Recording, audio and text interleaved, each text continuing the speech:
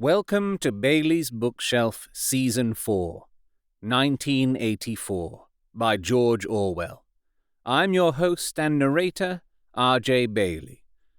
If you like what you're about to hear, please consider joining my Patreon at patreon.com/Bailey's Bookshelf Podcast, where you can find a range of benefits such as voting rights on future seasons, Patreon-exclusive productions, and even more. You can also make a one-off donation to support this project at buymeacoffee.com/RJ Bailey. 1984 was published in 1949, and some of the language reflects that and is unacceptable by today's standards. Part 1, Chapter 7. "If there is hope," wrote Winston, "it lies in the proles." If there was hope, it must lie in the proles, because only there, in those swarming, disregarded masses, 85% of the population of Oceania, could the force to destroy the party ever be generated. The party could not be overthrown from within. Its enemies, if it had any enemies, had no way of coming together, or even of identifying one another. Even if the legendary Brotherhood existed, as just possibly it might, it was inconceivable that its members could ever assemble in larger numbers than 2s and 3s. Rebellion meant a look in the eyes, an inflection of the voice, at the most an occasional whispered word. But the proles, if only they could somehow become conscious of their own strength, would have no need to conspire. They needed only to rise up and shake themselves like a horse shaking off flies. If they chose, they could blow the party to pieces tomorrow morning. Surely sooner or later it must occur to them to do it. And yet... He remembered how once he had been walking down a crowded street when a tremendous shout of hundreds of voices, women's voices, had burst from a side street a little way ahead. It was a great, formidable cry of anger and despair, a deep, loud "Oh!" that went humming on like the reverberation of a bell. His heart had leapt. It started, he had thought. A riot. The proles are breaking loose at last. When he had reached the spot, it was to see a mob of 200 or 300 women crowding round the stalls of a street market, with faces as tragic as though they had been the doomed passengers on a sinking ship. But at this moment, the general despair broke down into a multitude of individual quarrels. It appeared that one of the stalls had been selling tin saucepans. They were wretched, flimsy things, but cooking pots of any kind were always difficult to get. Now the supply had unexpectedly given out. The successful women, bumped and jostled by the rest, were trying to make off with their saucepans, while dozens of others clamoured round the stall, accusing the stall-keeper of favouritism and of having more saucepans somewhere in reserve. There was a fresh outburst of yells.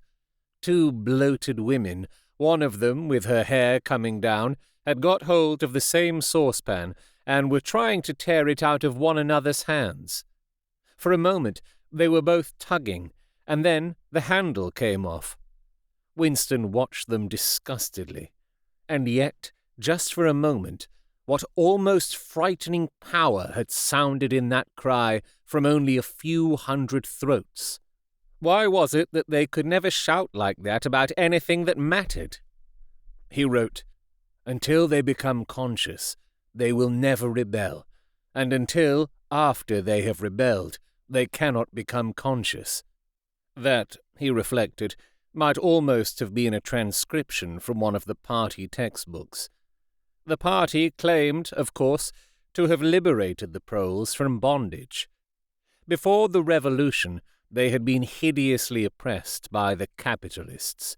They had been starved and flogged. Women had been forced to work in the coal mines. Women still did work in the coal mines, as a matter of fact. Children had been sold into the factories at the age of 6. But simultaneously, true to the principles of doublethink, the party taught that the proles were natural inferiors who must be kept in subjection, like animals, by the application of a few simple rules. In reality, very little was known about the proles. It was not necessary to know much. So long as they continued to work and breed, their other activities were without importance. Left to themselves, like cattle turned loose upon the plains of Argentina, they had reverted to a style of life that appeared to be natural to them, a sort of ancestral pattern. They were born, they grew up in the gutters, they went to work at 12, they passed through a brief blossoming period of beauty and sexual desire, they married at 20, they were middle-aged at 30, they died, for the most part, at 60. Heavy physical work, the care of home and children, petty quarrels with neighbours, films, football, beer, and above all, gambling filled up the horizon of their minds. To keep them in control was not difficult. A few agents of the thought police moved always among them, spreading false rumours and marking down and eliminating the few individuals who were judged capable of becoming dangerous. But no attempt was made to indoctrinate them with the ideology of the party. It was not desirable that the proles should have strong political feelings. All that was required of them was a primitive patriotism which could be appealed to whenever it was necessary to make them accept longer working hours or shorter rations. And even when they became discontented, as they sometimes did, their discontent led nowhere, because, being without general ideas, they could only focus it on petty specific grievances. The larger evils invariably escaped their notice. The great majority of proles did not even have telescreens in their homes. Even the civil police interfered with them very little. There was a vast amount of criminality in London, a whole world within a world of thieves, bandits, prostitutes, drug peddlers, and racketeers of every description. But since it all happened among the proles themselves, it was of no importance. In all questions of morals, they were allowed to follow their ancestral code. The sexual puritanism of the party was not imposed upon them. Promiscuity went unpunished. Divorce was permitted.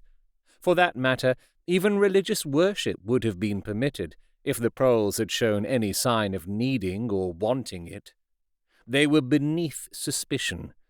As the party slogan put it, "Proles and animals are free." Winston reached down and cautiously scratched his varicose ulcer. It had begun itching again. The thing you invariably came back to was the impossibility of knowing what life before the revolution had really been like. He took out of the drawer a copy of a children's history textbook, which he had borrowed from Mrs. Parsons, and began copying a passage into the diary. In the old days, it ran, before the glorious revolution, London was not the beautiful city that we know today. It was a dark, dirty, miserable place, where hardly anybody had enough to eat, and where hundreds and thousands of poor people had no boots on their feet, and not even a roof to sleep under. Children no older than you are had to work 12 hours a day for cruel masters, who flogged them with whips if they worked too slowly, and fed them on nothing but stale bread crusts and water. But in among all this terrible poverty, there were just a few great big beautiful houses that were lived in by rich men who had as many as 30 servants to look after them. These rich men were called capitalists. They were fat, ugly men with wicked faces, like the one in the picture on the opposite page. You can see that he is dressed in a long black coat, which was called a frock coat, and a queer shiny hat shaped like a stovepipe, which was called a top hat. This was the uniform of the capitalists, and no one else was allowed to wear it. The capitalists owned everything in the world, and everyone else was their slave. They owned all the land, all the houses, all the factories, and all the money. If anyone disobeyed them, they could throw him into prison, or they could take his job away and starve him to death. When any ordinary person spoke to a capitalist, he had to cringe and bow to him, and take off his cap and address him as Sir. The chief of all the capitalists was called the King, but he knew the rest of the catalogue. There would be mention of the bishops in their lawn sleeves, the judges in their ermine robes, the pillory, the stocks, the treadmill, the cat-o'-nine-tails, the Lord Mayor's banquet, and the practice of kissing the Pope's toe. There was also something called the Uprime Noctis, which would probably not be mentioned in a textbook for children. It was the law by which every capitalist had the right to sleep with any woman working in one of his factories. How could you tell how much of it was lies? It might be true that the average human being was better off now than he had been before the revolution. The only evidence to the contrary was the mute protest in your own bones, the instinctive feeling that the conditions you lived in were intolerable, and that at some other time they must have been different. It struck him that the truly characteristic thing about modern life was not its cruelty and insecurity, but simply its bareness, its dinginess, its listlessness. Life, if you looked about you, bore no resemblance not only to the lies that streamed out of the telescreens, but even to the ideals that the party was trying to achieve. Great areas of it, even for a party member, were neutral and non-political, a matter of slogging through dreary jobs, fighting for a place on the tube, darning a worn-out sock, cadging a saccharin tablet, saving a cigarette end.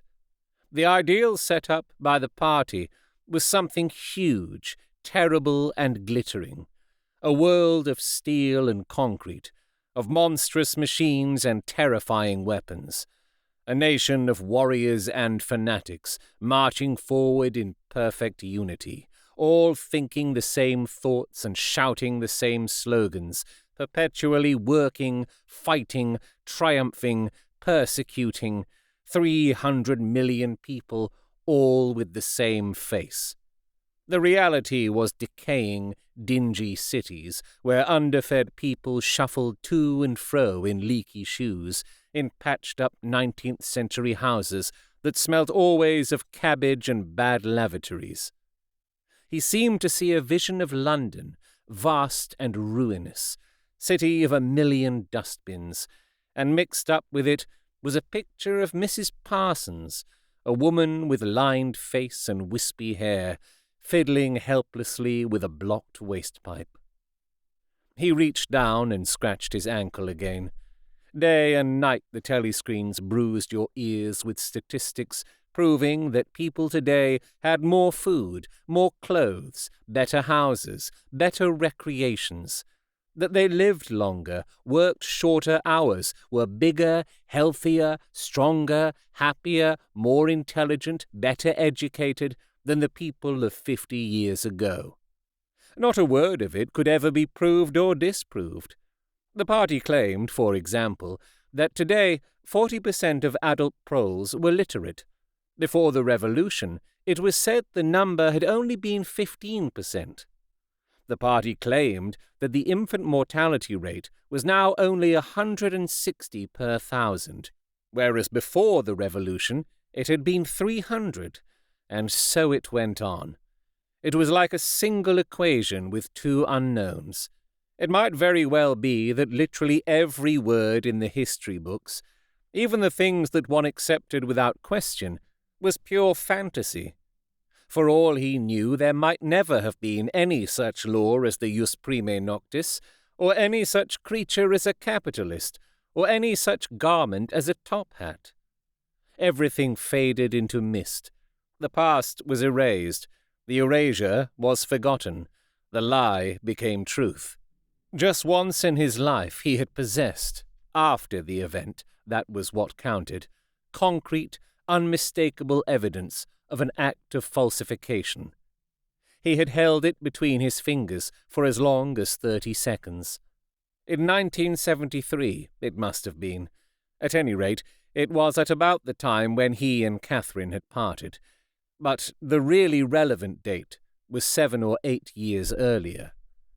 The story really began in the middle 60s, the period of the Great Purges, in which the original leaders of the revolution were wiped out once and for all. By 1970, none of them was left, except Big Brother himself. All the rest had, by that time, been exposed as traitors and counter-revolutionaries. Goldstein had fled and was hiding, no one knew where, and of the others, a few had simply disappeared, while the majority had been executed after spectacular public trials at which they made confession of their crimes. Among the last survivors were 3 men, named Jones, Aronson, and Rutherford. It must have been in 1965 that these 3 had been arrested. As often happened, they had vanished for a year or more, so that one did not know whether they were alive or dead, and then had suddenly been brought forth to incriminate themselves in the usual way. They had confessed to intelligence with the enemy. At that date, too, the enemy was Eurasia. Embezzlement of public funds, the murder of various trusted party members, intrigues against the leadership of Big Brother, which had started long before the revolution happened, and acts of sabotage causing the death of hundreds of thousands of people. After confessing to these things, they had been pardoned, reinstated in the party, and given posts which were, in fact, sinecures, but which sounded important. All 3 had written long, abject articles in the Times, analyzing the reasons for their defection and promising to make amends. Some time after their release, Winston had actually seen all 3 of them in the Chestnut Tree Cafe. He remembered the sort of terrified fascination with which he had watched them out of the corner of his eye. They were men far older than himself, relics of the ancient world, almost the last great figures left over from the heroic early days of the party. The glamour of the underground struggle and the Civil War still faintly clung to them. He had the feeling, though already at that time facts and dates were growing blurry, that he had known their names years earlier than he had known that of Big Brother. But also they were outlaws, enemies, untouchables, doomed with absolute certainty to extinction within a year or 2. No one who had once fallen into the hands of the thought police ever escaped in the end. They were corpses, waiting to be sent back to the grave. There was no one at any of the tables nearest to them. It was not wise even to be seen in the neighborhood of such people. They were sitting in silence before glasses of the gin flavored with cloves, which was the specialty of the cafe. Of the 3, it was Rutherford whose appearance had most impressed Winston. Rutherford had once been a famous caricaturist, whose brutal cartoons had helped to inflame popular opinion before and during the Revolution. Even now, at long intervals, his cartoons were appearing in the Times. They were simply an imitation of his earlier manner, and curiously lifeless and unconvincing. Always they were a rehashing of the ancient themes: slum tenements, starving children, street battles, capitalists in top hats. Even on the barricades the capitalists still seemed to cling to their top hats. An endless, hopeless effort to get back into the past. He was a monstrous man, with a mane of greasy grey hair, his face pouched and seamed, with protuberant lips. At one time he must have been immensely strong. Now his great body was sagging, sloping, bulging, falling away in every direction. He seemed to be breaking up before one's eyes, like a mountain crumbling. It was the lonely hour of 15. Winston could not now remember how he had come to be in the cafe at such a time. The place was almost empty. A tinny music was trickling from the telescreens. The three men sat in their corner almost motionless, never speaking. Uncommanded, the waiter brought fresh glasses of gin. There was a chessboard on the table beside them, with the pieces set out, but no game started. And then, for perhaps half a minute in all, something happened to the telescreens. The tune that they were playing changed, and the tone of the music changed too. There came into it, but it was something hard to describe. It was a peculiar, cracked, braying, jeering note. In his mind, Winston called it a yellow note. And then a voice from the telescreen was singing, "Under the spreading chestnut tree, I sold you and you sold me. There lie they, and here lie we, under the spreading chestnut tree." The three men never stirred, but when Winston glanced again at Rutherford's ruinous face, he saw that his eyes were full of tears, and for the first time he noticed, with a kind of inward shudder, and yet not knowing at what he shuddered, that both Aronson and Rutherford had broken noses. A little later all three were rearrested. It appeared that they had engaged in fresh conspiracies from the very moment of their release. At their second trial they confessed to all their old crimes over again, with a whole string of new ones. They were executed, and their fate was recorded in the party histories, a warning to posterity.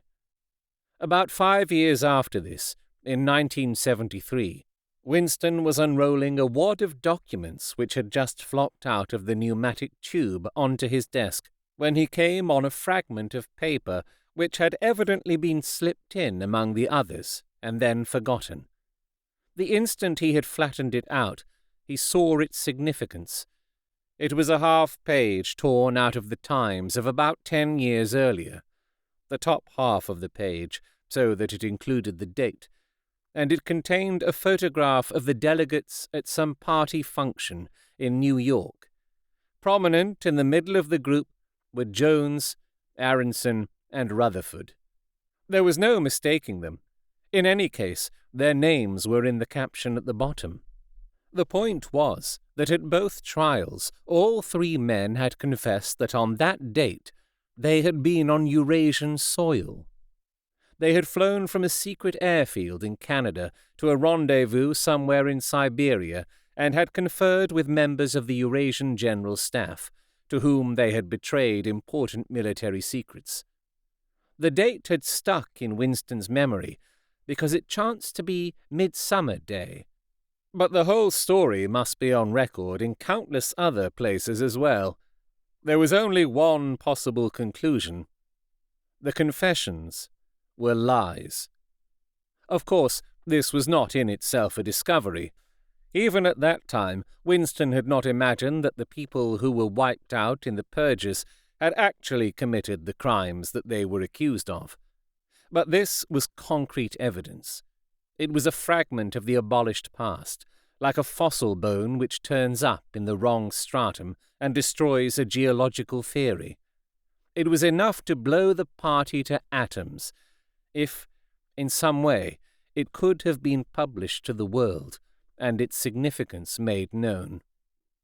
He had gone straight on working. As soon as he saw what the photograph was and what it meant, he had covered it up with another sheet of paper. Luckily, when he unrolled it, it had been upside down from the point of view of the telescreen. He took his scribbling pad on his knee and pushed back his chair, so as to get as far away from the telescreen as possible. To keep your face expressionless was not difficult, and even your breathing could be controlled, with an effort.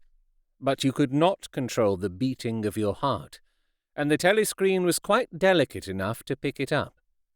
He let what he judged to be 10 minutes go by, tormented all the while by the fear that some accident, a sudden draught blowing across his desk, for instance, would betray him. Then, without uncovering it again, he dropped the photograph into the memory hole, along with some other waste papers. Within another minute, perhaps, it would have crumbled into ashes. That was 10, 11 years ago. Today, probably, he would have kept that photograph.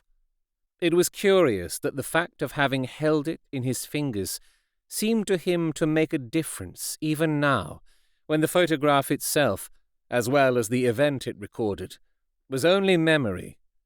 Was the party's hold upon the past less strong, he wondered, because a piece of evidence which existed no longer had once existed? But today, supposing that it could be somehow resurrected from its ashes, the photograph might not even be evidence. Already, at the time when he made his discovery, Oceania was no longer at war with Eurasia, and it must have been to the agents of East Asia that the 3 dead men had betrayed their country. Since then, there had been other changes. 2, 3, he could not remember how many. Very likely the confessions had been rewritten and rewritten until the original facts and dates no longer had the smallest significance. The past not only changed, but changed continuously. What most afflicted him with the sense of nightmare was that he had never clearly understood why the huge imposture was undertaken. The immediate advantages of falsifying the past were obvious, but the ultimate motive was mysterious. He took up his pen again and wrote, "I understand how. I do not understand why." He wondered, as he had many times wondered before, whether he himself was a lunatic. Perhaps a lunatic was simply a minority of one. At one time, it had been a sign of madness to believe that the earth goes round the sun. Today, to believe that the past is unalterable. He might be alone in holding that belief, and if alone, then a lunatic. But the thought of being a lunatic did not greatly trouble him. The horror was that he might also be wrong. He picked up the children's history book and looked at the portrait of Big Brother which formed its frontispiece. The hypnotic eyes gazed into his own. It was as though some huge force were pressing down upon you, something that penetrated inside your skull, battering against your brain, frightening you out of your beliefs, persuading you, almost, to deny the evidence of your senses. In the end, the party would announce that 2 and 2 made 5, and you would have to believe it. It was inevitable that they should make that claim sooner or later. The logic of their position demanded it. Not merely the validity of experience, but the very existence of external reality was tacitly denied by their philosophy. The heresy of heresies was common sense. And what was terrifying was not that they would kill you for thinking otherwise, but that they might be right. For, after all, how do we know that 2 and 2 make 4, or that the force of gravity works, or that the past is unchangeable? If both the past and the external world exist only in the mind, and if the mind itself is controllable, what then? But no, his courage seemed suddenly to stiffen of its own accord. The face of O'Brien, not called up by any obvious association, had floated into his mind. He knew, with more certainty than before, that O'Brien was on his side. He was writing the diary for O'Brien, to O'Brien. It was like an interminable letter which no one would ever read, but which was addressed to a particular person and took its colour from that fact. The party told you to reject the evidence of your eyes and ears. It was their final, most essential command. His heart sank as he thought of the enormous power arrayed against him, the ease with which any party intellectual would overthrow him in debate, the subtle arguments which he would not be able to understand, much less answer. And yet he was in the right. They were wrong, and he was right. The obvious, the silly, and the true had got to be defended. Truisms are true. Hold on to that. The solid world exists. Its laws do not change. Stones are hard. Water is wet. Objects unsupported fall toward the Earth's center. With the feeling that he was speaking to O'Brien, and also that he was setting forth an important axiom, he wrote, "Freedom is the freedom to say that 2 + 2 makes 4. If that is granted, all else follows." Thank you so much to my Patreon at the Learned Librarian level, John. Your support really helps continue this program. If you like what you heard, please consider joining my Patreon at patreon.com/Bailey's Bookshelf Podcast, where you can find a range of benefits such as voting rights on future seasons, Patreon-exclusive productions, and even more. You can also make a one-off donation to support this project at buymeacoffee.com/RJ Bailey. If you'd like to send correspondence to me to read and discuss during an episode, or you would like to talk to me about me narrating your own audiobook or other voiceover services, you can contact me on Blue Sky at RJ Bailey, via email at robertjbailey@gmail.com, my website contact form at rjbailey.com, or send me a carrier pigeon. All pigeons know who and where I am at all times. Simply whisper my name in their ear.